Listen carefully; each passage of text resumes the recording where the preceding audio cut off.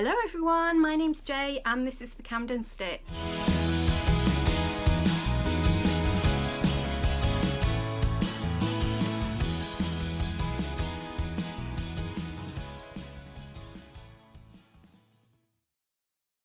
Hello everyone, thank you for joining me today.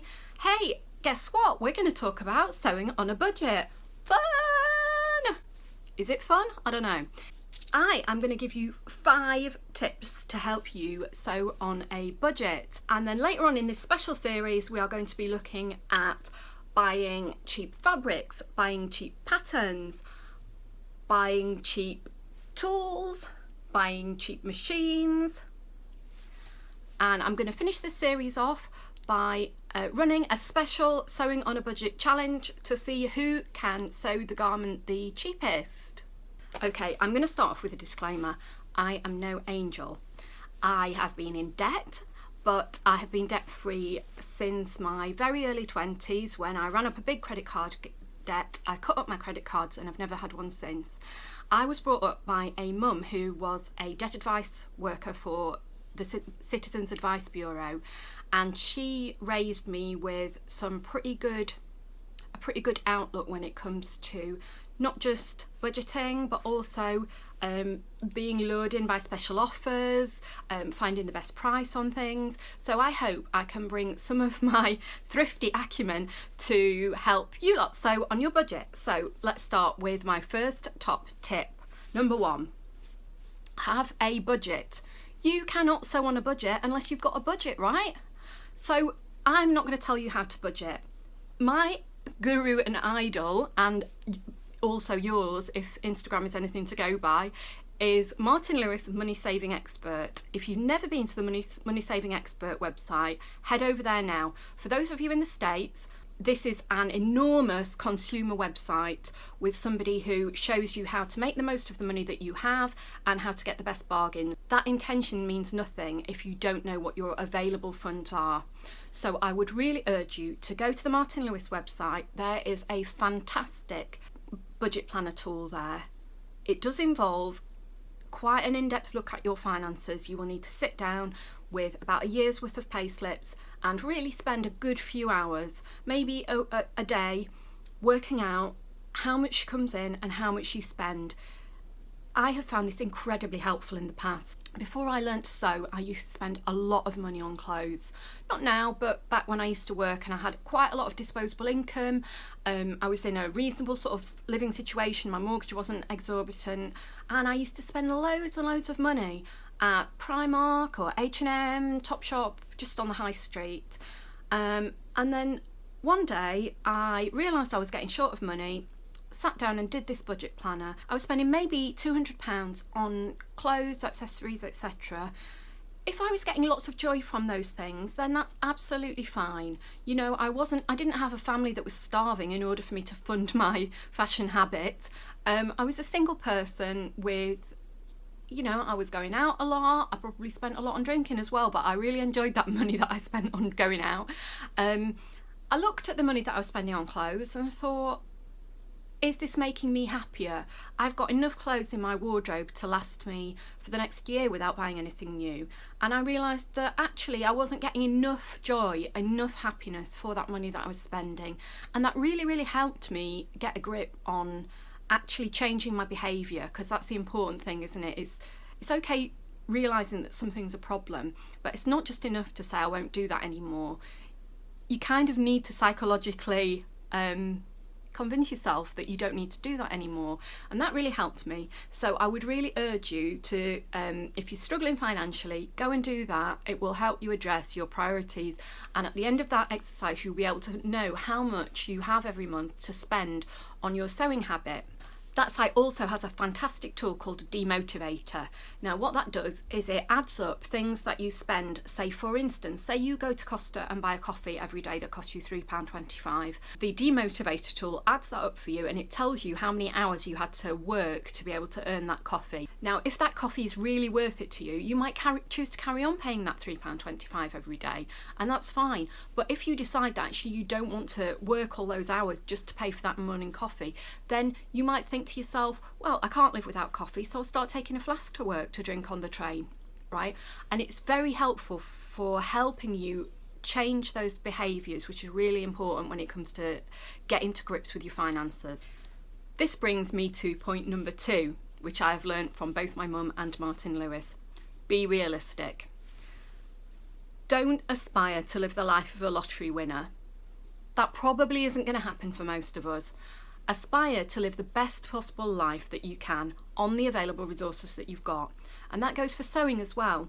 So there's no point going on Instagram, seeing what everybody else has got and thinking, I want to have that, I want to have that, if it's just not possible for you. Once you've worked out how much dough you've got to spend every month, look at how you can live the best possible sewing life on that finite amount of money. For example, say you have worked out that you've got £20 a month to spend. You might decide that that £20 a month will buy you 2 meters of what I would call quite posh fabric. If you love to sew with fine fabrics, then you will get so much joy and pleasure from that 2 meters of fabric. You will know that you worked really hard for it, that you saved really hard for it, and that will give you so much pleasure, and you'll get so much pleasure out of the garment that you sew from that 2 meters of fabric. If, like me, you would rather buy 10 meters of cheaper fabric, you know that you've got that £20 to play with. So being realistic to me means assessing your priorities when it comes to sewing. What is important to you? Once you've worked out your budget, then that will help you be realistic and see what you can afford. The next thing that I'm going to mention that will really help you to be realistic is also from the Money Saving Expert website. It is Martin's Money Mantras. Martin basically asks you 2 sets of questions, one for if you're skint and one for if you're not skint. And somebody in the States also said, what does skint mean? Skint means broke. If you're skint, ask, do I need it? Can I afford it? If the answer to either of those is no, then don't buy it. There is no point seeing some beautiful fabric if you can't afford it and if you don't need it. If you're skint, then you need to decide what you are going to spend your finite resources on. If you've already spent your £20 per month on your fabric, then it doesn't matter how shiny and glistening and what a bargain that fabric is. You can't afford it. So it's a no. However, if you're not skint, then ask yourself these 2 questions. 1, will I use it? And 2, is it worth it? Now, these 2 questions need unpacking a little bit for sewists, because the first one, will I use it, is a very, very big question, isn't it? Lots of us, including moi, have enormous stashes. You know, if you've watched this video, that I have got a stash the size of Hong Kong. No, the size of China. So the question, will I use it, becomes a little bit different. But it may be that once you've worked out your outgoings, you might be able to think to yourself, I would really love that fabric and I can afford it. I've got enough money in my monthly budget to buy it. However, all the evidence shows that I probably won't use that because it's a cotton and I've already got hundreds of other cottons in my stash, or it's a coating and I've already got 3 other coatings and I'm unlikely to make more than 3 coats this year. However, if you've got a project in mind, then maybe you will use it. So it becomes, okay, is it worth it financially? Have you got the best possible price that you can? I'm not going to go into finding bargains on this particular vlog because that's going to come in a forthcoming vlog.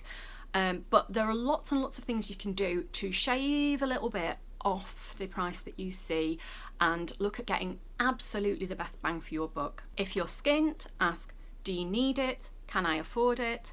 If you're not skint, ask, will I use it? And is it worth it? You can print those things out and pop them on a little card that fits in your wallet, which has got a side for whether you are skint or whether you're not skint.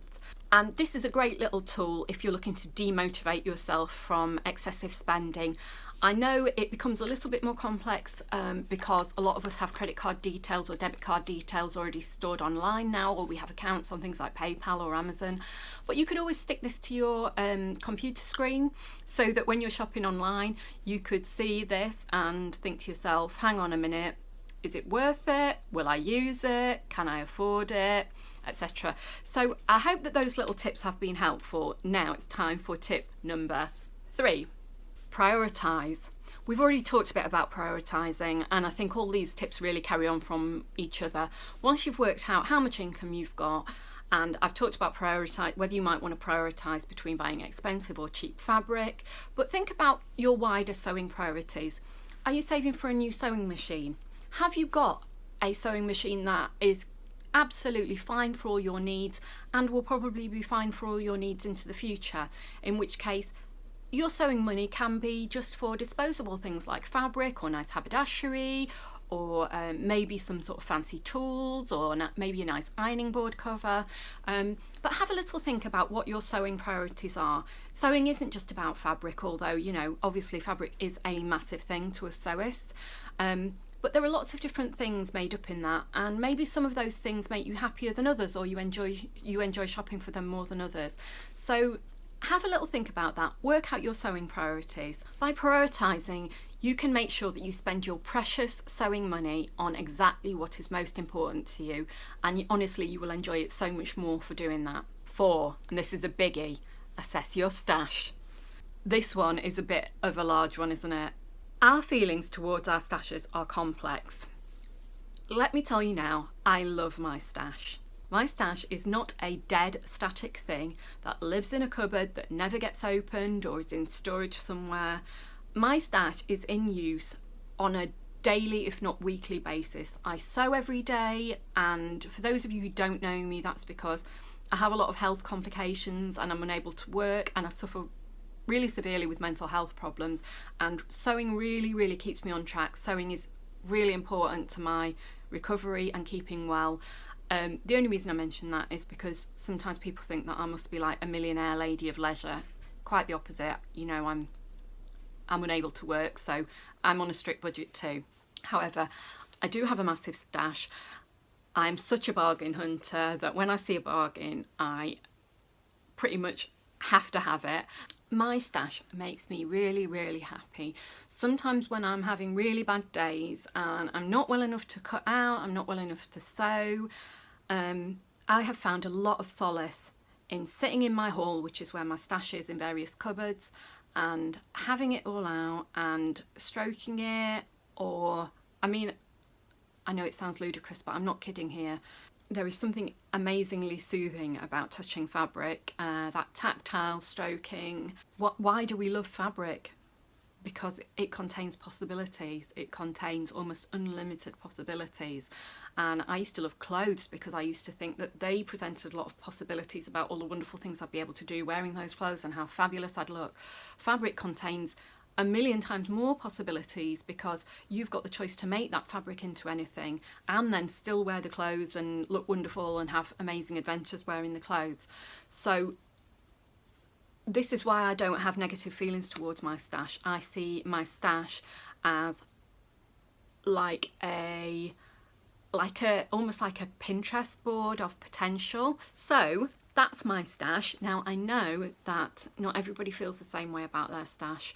I know that for some people, their stash can make them feel anxious, and I do understand that because I do sometimes feel anxious about, not about my stash, but about having possessions. One of the episodes in my incredibly checkered life history, I found myself having to leave my life and all my possessions behind, and actually there was something incredibly freeing about that. And I've always said, you start off owning your possessions and they finish up owning you, and having a stash can feel that way, in that you start off thinking about all the things you're going to do with this fabric, and then this fabric sits there and looms over you as some kind of reminder about all the time that you don't have and all the things that you're failing on to be able to sit and make all those things. And it becomes a time pressure and it becomes a space pressure, because let's face it, fabric does take up quite a lot of room. Now, if your stash is causing you anxiety, then I would say it's time to start addressing that. And don't just start addressing the stash that you've got now, but actually addressing your future habits, because it's one thing saying, I've got a big stash, I need to get rid of some of that stash, or I need to get rid of all of that stash and start again. I hear that sometimes, and start again. If you don't change your habits, in a year's time, you'll be in exactly the same position. And then what was all that for? It was a waste of effort sorting out your stash the first time around. Unless, like you say, if you're happy with that situation, it's fine. But we're talking here about things that are causing a problem or a worry to you. I know I'm carping on quite a bit about mental health in this vlog, but that's because I really do believe that there's a big link between money and mental health and our behaviours and mental health. I hear all the time since I joined the sewing community, I hear people link their fabric buying behaviours and particularly their stash building behaviours with mental health. I have heard people say time after time, have I got a problem? If your behaviour is causing you a problem, you have definitely got a problem. Now that problem might be feelings of anxiety, feelings of guilt, feeling like you can't tell the people that you live with about your fabric buying because you think that it's excessive. Or maybe it's causing you financial difficulties. Maybe you feel that other people would struggle to understand why you're spending so much money on fabric when perhaps you really can't afford it. There are lots of complicated feelings to do with this, and if your buying behaviours are causing you a problem, then it's really important to address that. If you don't address those behaviours, then the problem's going to continue. Rarely do problems go away by just being ignored. One thing I've learned from my years of therapy is that the antidote to fear is control. And so it's time to actually take control of these things that may be causing you a problem. That's all very well, you may say, JJ, but how do I do that? Well, hopefully I can give you some ideas in point number 5. Number 5, address your habits. There are lots of ways that you can address the habits that are causing you a problem. One of the easiest things you can do is restrict how much you are marketed to. We are marketed to every time we open a social media app, every time we open our computer. Ads are everywhere. They're on the telly. They're probably before this vlog. They'll be after this vlog. Buying should come from a need, not from an external pressure telling you that you want something. Now, it's really, really hard with fabric, isn't it? Because none of us will die if we don't buy another piece of fabric, although I might do. If you use social media, are you being marketed to? How many fabric sellers do you follow on your social media account? If you don't want to be tempted into buying fabric, then I would urge you to unfollow those sellers. And I'm not saying don't buy fabric from them, I'm saying buy fabric from them when you decide that you want to buy fabric. Don't have that temptation put in front of you. Now, I'm a bit of a hypocrite because although I don't follow any fabric sellers on Instagram, the person that makes me buy the most fabric is a vlogger called Rachel. Hi Rach, who runs a vlog called Stitched Up, and we share like quite a similar taste in fabric, and every time she does a fabric haul, I finish up opening browser windows and clicking on a lot of fabrics. But that's okay, you know, because if that's within my budget, then that is how I choose to spend my limited resources. I'm aware of that behaviour and I'm choosing to do that.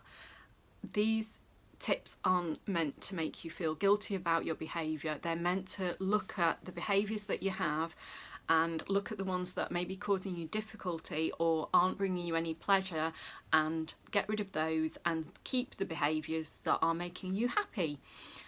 Because what's the point of sewing if not to be happy? That's the only reason we do it, isn't it? For the sheer joy that it brings. So restrict your marketing. So have a look at how many newsletters you're being signed up to. If you don't want to be marketed to in that way, get rid of all your newsletters, unfollow all the accounts that sell to you, and look at where your spending habits come from. Rachel. Once you've looked at how and when you tend to spend, let's look at other kind of spending behaviours. I don't think I'm the only person who spends as a way to control my emotions.